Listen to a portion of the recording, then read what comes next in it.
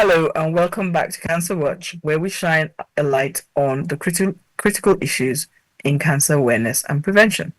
It is a public health program on cancer brought to you by the Cornwall Cancer Foundation and partnered with OACON, proudly sponsored by Plus TV Africa. I am Denise Ejo, CEO of Cornwall Cancer Foundation, and I'm honored to have you join us today for this crucial conversation on esophageal cancer, a disease that affects thousands but is often overlooked in early diagnosis and treatment. Together we fight, together we win. And hello everybody, I'm Dr. B. Olusegun, your co-host and the representative of AFCON. We're proud to stand alongside Commod Cancer Foundation and Plus TV Africa in creating a space where education meets action. Today, we will be demystifying esophageal cancer, what it is, what causes it, and how we can take proactive steps to reduce its impact. We are deeply honored to welcome our guest today, Dr. Ismail Zubair. He is a consultant and head of radiation and clinical oncology at Ahmadu Bello University Teaching Hospital, Zaria. Dr. Zubair, thank you for joining us on Cancer Watch. Thank you very much for having me. It's a pleasure to be here with you to participate in this important conversation. Thank you. Thank you, Dr. Zubairu. An impeccable gentleman, Dr. Ismail H. Zubairu is a consultant radiation and clinical oncologist and the current head of Department Radiation and Clinical Oncology at the Ahmadu Bello University Teaching Hospital, Zaria. He is a passionate clinician with about 10 years experience in cancer treatment, and some of his research interests are in the area of cyto-oncology and, of course, public health, which explains why he's here with us today. So let's begin the conversation. Please share, follow, and subscribe to the Commod Cancer Foundation social media sites and YouTube. Thank you very much. So sit back, relax, and here we go. Doc, now you see this word is going to be quite hard for me, so I'm going to try again. What is esophageal cancer and how does it develop? I tried. Right. Thank you very much for having me again. Esophageal cancer is simply a cancer that develops in the esophagus, also known as the gullet, for those of us who are more familiar with that terminology. The esophagus is a tube that connects the mouth to the stomach. So essentially, it transmits food from mouth into the stomach. As for how a cancer develops in the esophagus, just like cancer anywhere else in the body, it develops as a result of a mutation in the cells of the esophagus. This mutation causes the cells to be unresponsive to the normal growth signals of the body. These growth signals prevent the cells from overgrowing and overpopulating the region where they are supposed to occupy. As such, a tumor develops there. And this tumor can cause a lot of discomfort and several other symptoms, as we will see as the program progresses. Thank you. Oh, wow. Thank you so much, Dr. Zubair. I mean, I kept feeling my neck as you spoke about it, and I'm like, the gullet. Yeah, you know, it's a pretty important pathway because... Yeah. You see what it's a pretty important pathway. Dr. B is checking. Me, I'm not a medical doctor. I'm checking. He's a medical doctor. You know, the way he described it, I'm just like, okay, yeah, you know, touch your neck, you know, and then touch wood. So, Dr. Zubair, let me just quickly ask you this. How common is esophageal cancer And while you're asking that, can you also tell us who are the people who are most likely at risk of developing this disease? Well, globally, cancers of the esophagus account for the sixth most common cancers, and it is the seventh leading cause of cancer death worldwide. So it's pretty common, given the possibilities of sites that cancers can arise from. Esophageal cancer occupies the sixth position, and the seventh cause of cancer-related deaths. In sub-Saharan Africa and certain other regions, especially in Asia, the incidence has been found to be a lot more in those areas. There is the esophageal belt, Asian esophageal belt, and the esophageal cancer African corridor that comprises of countries like Malawi, Eswatini, Zambia, and Zimbabwe. Research has shown that the incidence of esophageal cancer in these countries are much higher than in other regions of the world. In addition, esophageal cancer is common in men.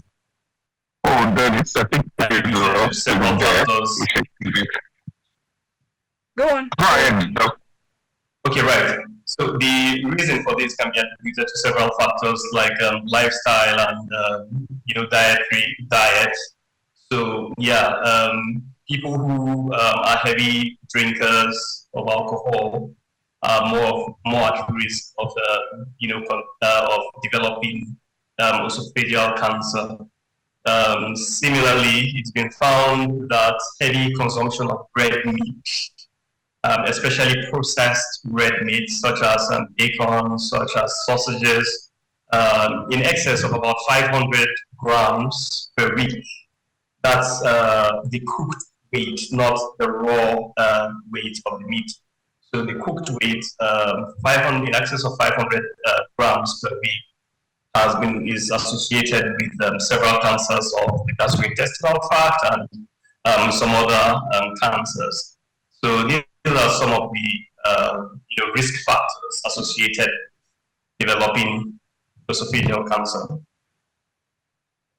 Okay, thank you so much. This is very serious education we're going through now. Okay. So, based on what you just said now, what are the symptoms? And how can it therefore be caught early? Because I'm listening to you saying, okay, certain types of foods.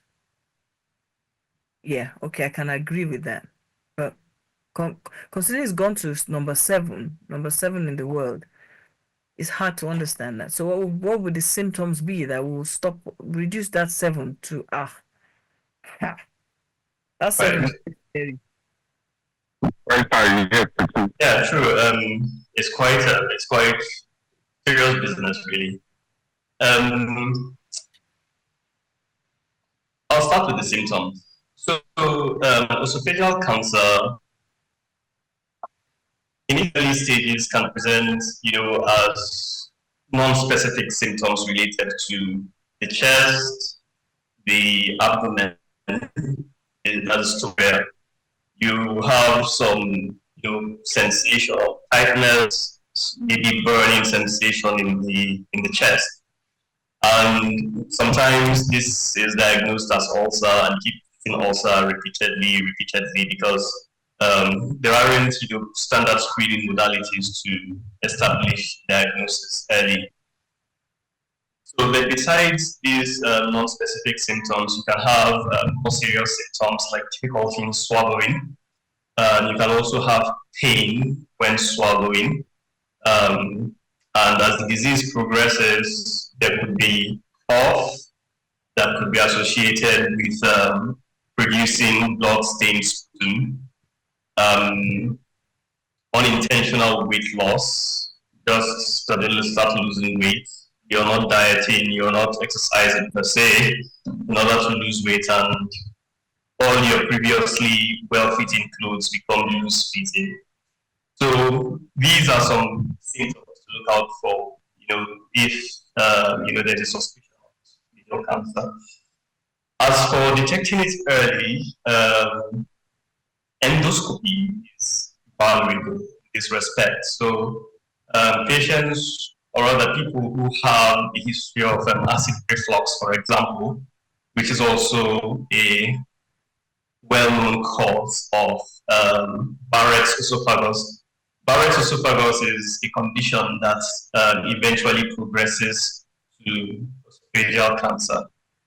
An endoscopy can be done for have chronic acid reflux to detect early if there are any abnormal lesions or abnormal tissue in the esophagus that require a biopsy. A biopsy is simply taking a snip of the tissue and subjecting it to a microscope test analysis to determine if the cells are cancerous or not.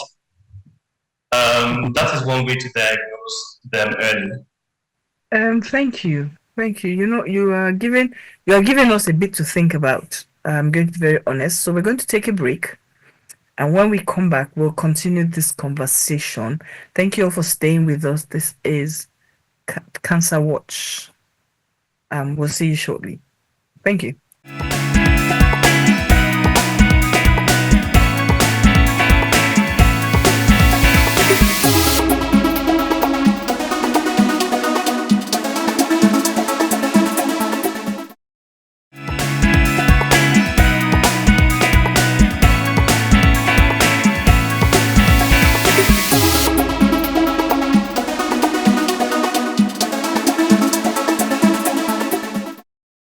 Welcome back to Cancer Watch with Dr. Denise Ejo, the CEO of Conwood Cancer Foundation. We're continuing this conversation on esophageal cancers. My viewers, I'm not a medical doctor. I am a cancer patient, and it's not this type of cancer. Let's keep going.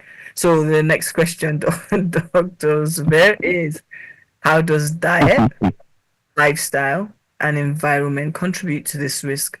And are there ways to reduce the risk of this cancer? Right.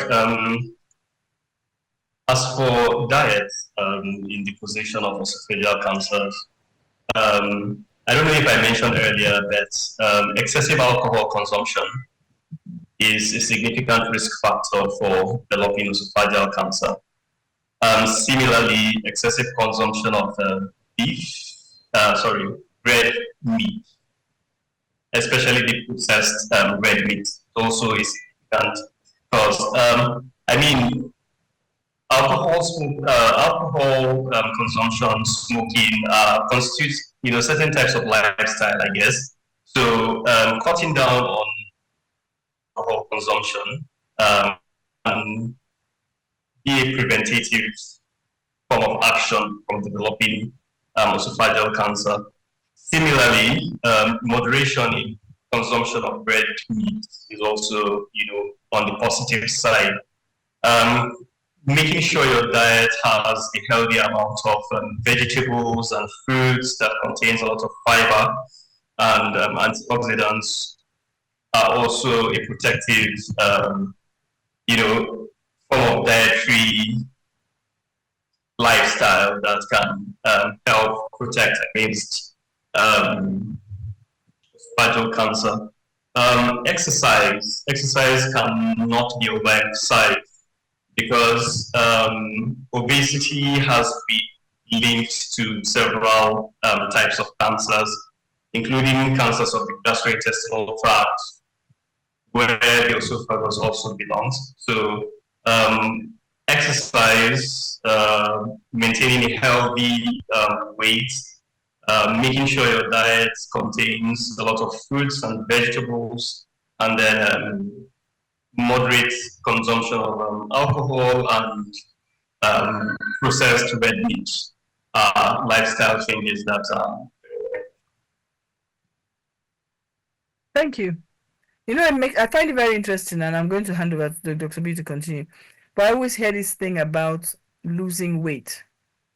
And it's very interesting because when I got diagnosed with cancer, I wasn't losing weight, and I was straight to stage 4. So that's very interesting. This losing weight concept. I think I'm going back to my consultants. All of you guys should go and do research. Why didn't I lose weight? Keep going, Dr. B. Right. I would believe that one of the reasons why losing weight is a big part of this is because it's a gastrointestinal tract disease. So your nourishment, your nutrition are a big part of this particular cancer that we're discussing. And weight loss, of course, can be in your case though begs for us to take a closer look indeed that you should go back to your doctor. Thank you, Dr. Zubair, and everyone watching. We're glad that you're still there.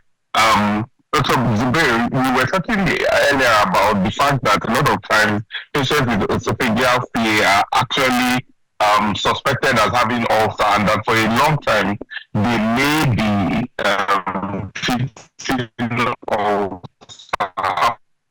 I'm wondering, I will quickly, if you've been having dyspepsia or ulcer symptoms, should you be overly worried that this could be an esophageal CA? And what steps should you take if perhaps your symptoms have persisted for so long? And when someone is diagnosed with esophageal CA, what treatment options are available to them? Thank you. Right. Yeah. So excessive worry isn't so much advocated for any condition at all. The more important thing to do is to educate oneself about steps to take to address whatever symptoms is bothering you, like you have rightly alluded.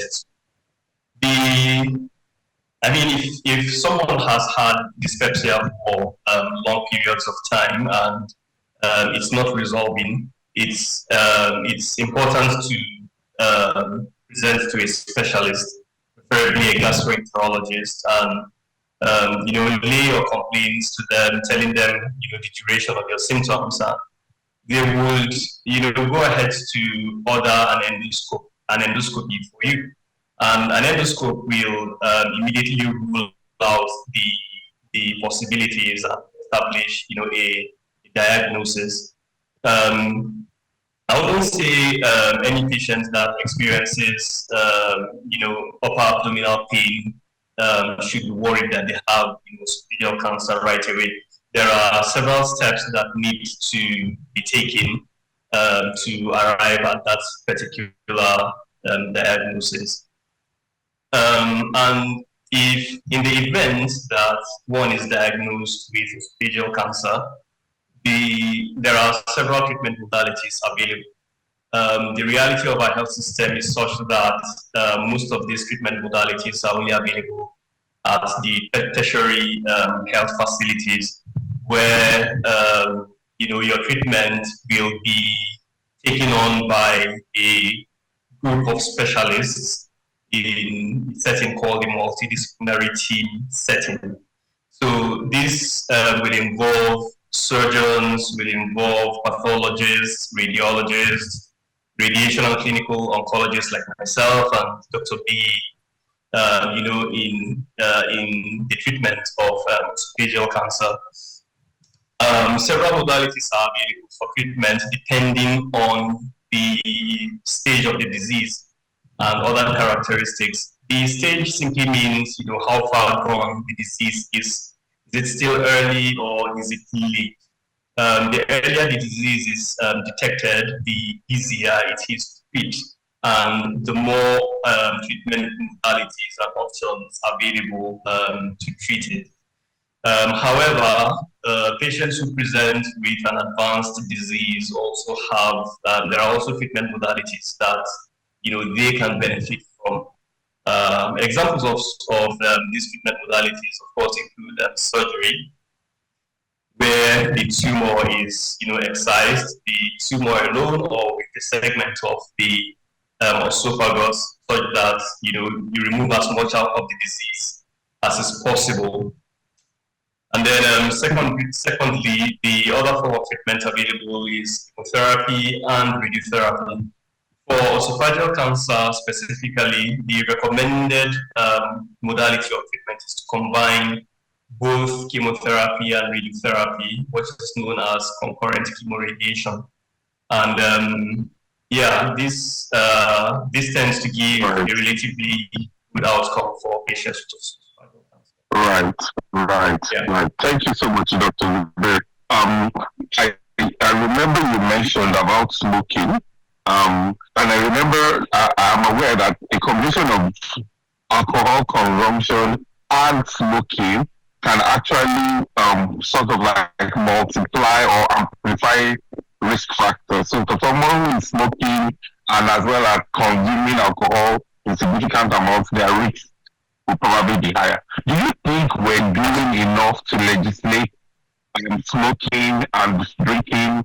And would you be able to, what can our local authorities do, so that they can play a very good role in improving esophageal cancer care, esophageal cancer awareness, and its treatment, Dr. Zubair? Yeah. So I mean, I think all forms of healthcare should really start from the grassroots. So our primary healthcare facilities need to be, optimized, and the healthcare professionals who are manning these stations need to be trained, educated, to be able to, have a high index of suspicion for the symptoms that patients present with. So if a community health extension worker, for example, or a community health officer, or a nurse, for example, in a primary healthcare center sees a patient who repeatedly comes to the primary healthcare center with something that looks like ulcer, if they know that there's a possibility that this can be early, esophageal cancer, they will be, they will be in a position to refer them to a tertiary facility or any other facility for that matter, where they can get an endoscopy done so that a definitive diagnosis can be made. So education, I mean, like this program that we are participating in, a wide reach, to people who have access to, the media that this interview will be streamed on, serves as a great source of education for the people. And when they know, that is when they are able to engage their local health authorities, their councillors, their local government chairmen, their ward heads, their village heads. They have town hall meetings every now and then, or they have small community meetings every now and then. If they have information, then they are able to impress upon their community leaders on the need for, empowering their communities to be able to detect some of these health challenges and act, appropriately, immediately. From the grassroots primary healthcare, centers to secondary healthcare facilities, which are general hospitals, and then the tertiary healthcare facilities.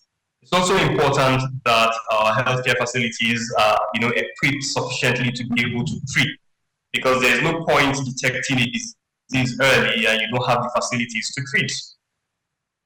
You're identifying a problem and you don't have the resources to manage it or to treat it. It's work done zero. So I think the work has to be collective and, a holistic approach from bottom to top so that the problems are addressed as a whole. Thank you. And as we draw to an end, I really want to say, I've learned something today that it's quite interesting when I look at it from a layman's perspective. But you've made it very easy. So we're going to end this conversation, and just before we end, in one sentence, what would you say to anyone now watching this program? In one sentence, it's one of the things that I found is, maybe because I'm a teacher, the shortest thing you say to someone is somehow always the thing you remember the most. Then they go back to think about what brought about that sentence. So a sentence that will help us to close this conversation this afternoon, today. Keep watching this program to educate yourself about cancer. Oh, thank you. Thank you very, very much. Dr. Totally brilliant. Totally brilliant. Thank you, Dr. Zubair. I think that was just brilliant. Really, really good.